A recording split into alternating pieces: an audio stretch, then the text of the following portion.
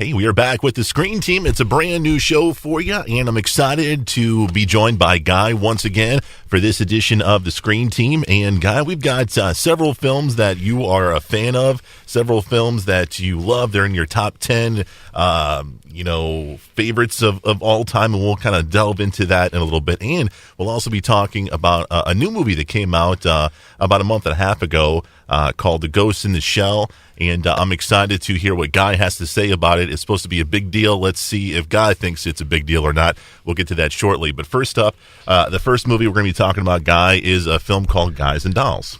Guys and Dolls actually ranks in my top 10 favorite of all-time musicals. And why is that?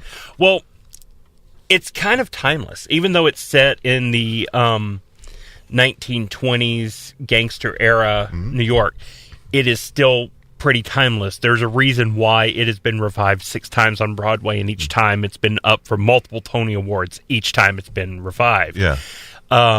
It's one of those that gives you really good meat, and it's songs that, believe it or not, people know without really believing that they know them. Luck Be a Lady Tonight is actually from that show. Yeah, that's a big one. That's a big one. Now, granted, in the movie version, you have Marlon Brando singing it, which is exactly what you would expect Marlon Brando singing to sound like. And all that goes into it. So let's delve right into Marlon Brando. Did he do any justice to this part? I believe he did. He plays Sky Masterson. I really think he did the slick, smooth talker, the role that was intended for him to play.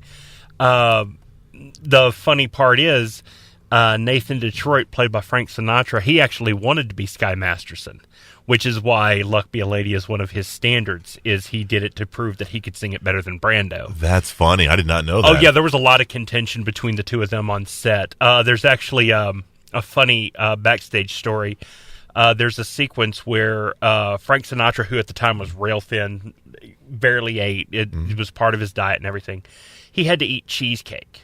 He was trying to offer Sky a piece of cheesecake to offer him to get into a bet. Yeah. And he kept eating, and Marlon Brando would at certain points blow his take. And they'd have to reset with a new piece of cheesecake. And he'd eat and eat, and he'd blow his take, and they'd have to reset. And at the end of the day, Agrippa's like, "You had a really rough day, didn't you?" And Brando said, "I would have blown every line to make him eat every piece of cheesecake on the lot." That is funny. That is really hilarious. They butted heads. It was very contentious, but it still ended up proving to be a really good product. And a lot of the tropes that we associate with gangsters, as in they don't use contractions, they're always saying things like "you is what we're doing" instead of "you're what we're doing," things like that we know for the Italian gang came from this. Nobody talks like that. Yeah. But because this was so popular and it became adopted into life, kind of the same way the Godfather's vernacular became adopted by the Mafia, even though the Mafia didn't talk that way. Yeah, yeah. It kind of took on a life of its own. So a lot of the tropes that we know come from this and things that have just continually compounded into what we know now as the gangster mafia bootlegger style of speech. That's amazing.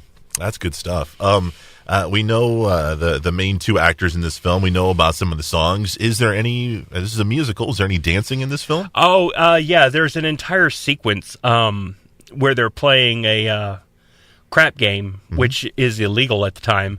They couldn't find a place to have it, so they're having it in a sewer, and it's all done in a big choreographed dance number.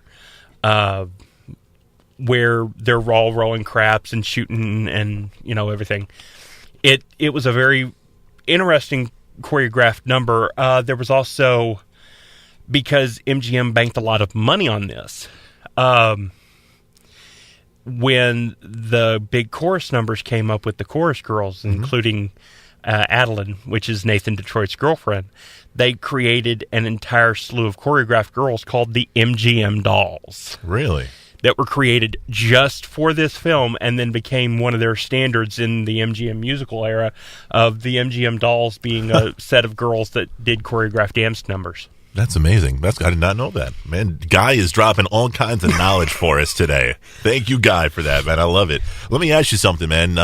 Hollywood is all about remaking, redoing, all that kind of stuff. Would you like to see a modern-day version of Guys and Dolls on the theater? If they'd redo it, if they did it right.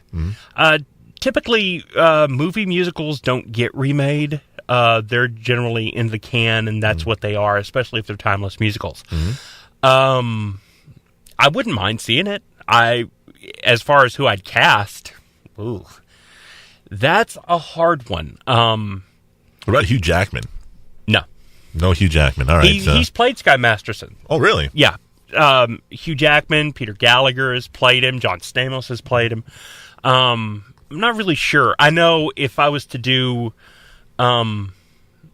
Nathan Detroit, I would probably do Nathan Lane. He's done the part, and he did the part justice when they did the 96 revival. Yeah. I would like to see that. As far as the other characters, I'm not really sure. There's several that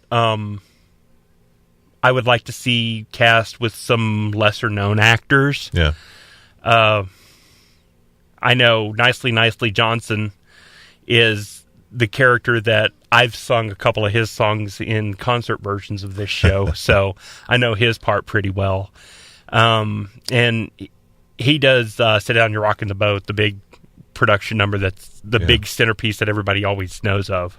So you've done a lot of theater in Poplar Bluff and around the area. Has Poplar Bluff, has the stage company ever tackled Guys and Dolls before? No, and it would be hard to do simply for the amount of men required. It would require, at the smallest number, roughly 25 to 30 men, and that's a huge cast to try to wrangle, and that's just not feasible. I would love to see it done, absolutely, but right now I don't see it feasibly.